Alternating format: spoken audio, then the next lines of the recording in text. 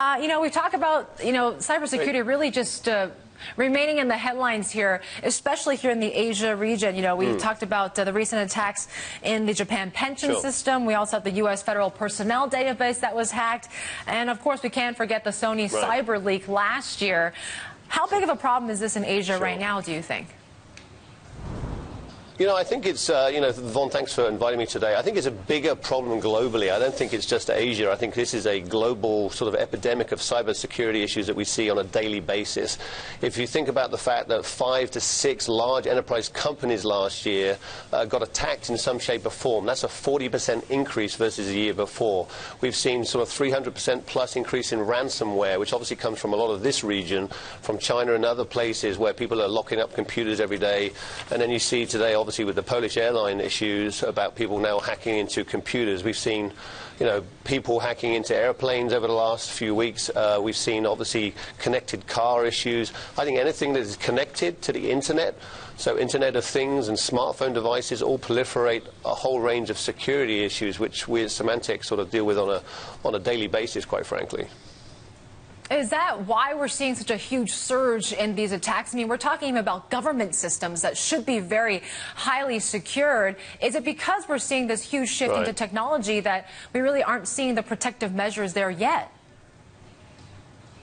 I think security is actually more of an awareness issue, right? So we're out every day talking about the awareness of security and the cost of not investing in security. And so I think there's a whole awareness issue around the globe, whether it's with customers or with governments, around security. I mean, we see 1 million new pieces of malware every single day.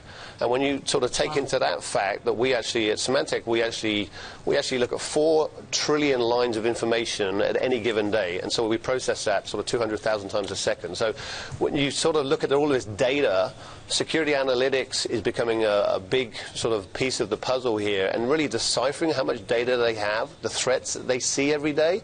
It then is harder for a lot of these companies and governments to decipher the threat landscape because there's so many on a daily basis. I'm sure there's a lot of companies, security providers such as yourself, that really are trying to benefit and take advantage of this demand for technologies to try to foil some of these attacks. Symantec, there are some analysts saying, lagging behind some peers right now. There's been Norton, your Norton brand consumer business, the hardest hit right now. How have you been able to overcome some of these obstacles for your company, as well as developing more maybe towards the mobile and Internet of Things?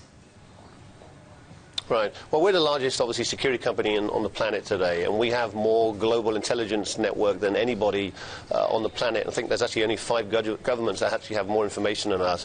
We're very much focused on, you've certainly seen over the last 6 to 9 months, around the separation of our information management business, around our storage business with Veritas, and what we're doing on Symantec security. So we're really focused on driving focus in those 2 businesses. We're back to sort of a pure security play now with Symantec, and so we're going to continue to invest in R&D, driving innovation around that to get the growth that we need this year. And we've talked a lot about that, becoming this pure security company again.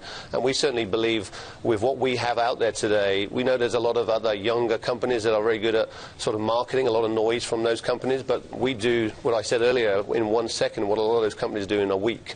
And so for us, it's about getting real-time information to those customers so that they can make informed decisions very, very quickly. Sure, this is, a market really, we're starting to see the likes of rivals like FireEye, Palo Alto Networks, really making a name for themselves in the market as well, along with Symantec. But Adrian, I saw some of your earnings here. The revenue for data storage seems to show more growth than what you're seeing when it comes to the consumer business of things right now. Is data going to be the way that really drives growth for you guys moving forward? Data is key, right? IT budgets today, 10% of storage demand is being spent on IT. So you're always going to see a huge demand for data storage. So that's great business for us. We're very happy with what we see in our Veritas business. I'll go back to sort of the consumer business with Norton. We've done a lot of work to streamline our product portfolio there. We feel very good about the strategy we have with Norton on the consumer side, but also in what we complement with that on the enterprise. So we feel very confident about the new change of, literally 10 years ago when we acquired Veritas. at us as a company, going back to our roots as a pure security play. You know, security was sort of hot 10 years ago. It's now even off the charts. And so we see with all of the technologies we bring and the fact that we have sort of very much an end-to-end situation as far as security is concerned versus some of the other guys you mentioned, we feel we're in a very good position to grow this year. So we're in a very, very good position.